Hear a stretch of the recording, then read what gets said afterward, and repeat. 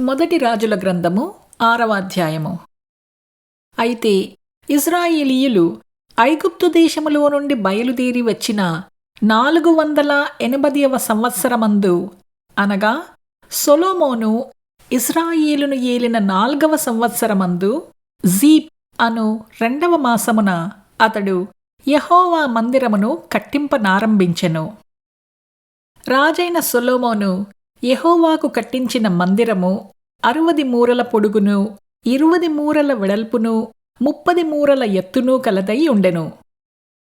పరిశుద్ధ స్థలము ఎదుటనున్న ముఖమంటపము మందిరము యొక్క వెడల్పును బట్టి 20 మూరల పొడవు, మందిరము ముందర అది 10 మూరల వెడల్పు. అతడు మందిరమునకు విచిత్రమైన పనితో చేయబడిన అల్లిక కిటికీలను చేయించెను. మరియు మందిరపు గోడ చుట్టూ గదులు కట్టించెను. మందిరపు గోడలకును, పరిశుద్ధ స్థలమునకును, గర్భాలయమునకును చుట్టూ నలుదిశలా అతడు గదులు కట్టించెను.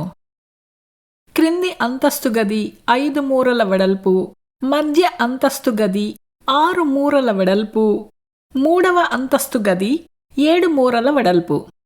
ఏమనగా దూలములు మందిరపు గోడ లోపల ఆనకుండా మందిరపు గోడ చుట్టూ బయటి తట్టున చిమ్మురాళ్ళు ఉంచబడెను. అయితే మందిరము కట్టు సమయమున అది ముందుగా సిద్ధపరిచి తెచ్చిన రాళ్లతో కట్టబడెను. మందిరము కట్టు స్థలమున సుత్తె, గొడ్డలి మొదలైన ఇనుప పనిముట్ల ధ్వని ఎంత మాత్రమును వినబడలేదు. మధ్య అంతస్తుకు తలుపు మందిరపు కుడిపార్శ్వమున ఉండెను.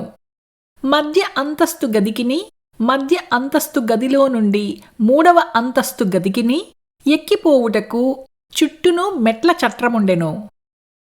ఈ ప్రకారము అతడు మందిరమును కట్టించుట ముగించి మందిరమును దేవదారు దూలములతోనూ పలకలతోనూ కప్పించెను. మరియు మందిరమునకు చుట్టూ గదులను కట్టించెను. ఇవి 5 మూరల ఎత్తుగలవై దేవదారు దూలముల చేత మందిరముతో దిట్టముగా సంధింపబడెను. మరియు యెహోవా వాక్కు సొలొమోనునకు ప్రత్యక్షమై ఈలాగు సెలవిచ్చెను: ఈ మందిరమును నీవు కట్టించుచున్నావే, నీవు నా కట్టడలను, న్యాయవిధులను అనుసరించి నడుచుకునుచు నేను నియమించిన ఆజ్ఞలన్నిటినీ గైకొనిన ఎడల నీ తండ్రి అయిన దావీదుతో నేను చేసిన వాగ్దానమును నీ పక్షముగా స్థిరపరచెదను. నా జనులైన ఇశ్రాయేలీయులను విడిచిపెట్టక నేను వారి మధ్య నివాసము చేసెదను.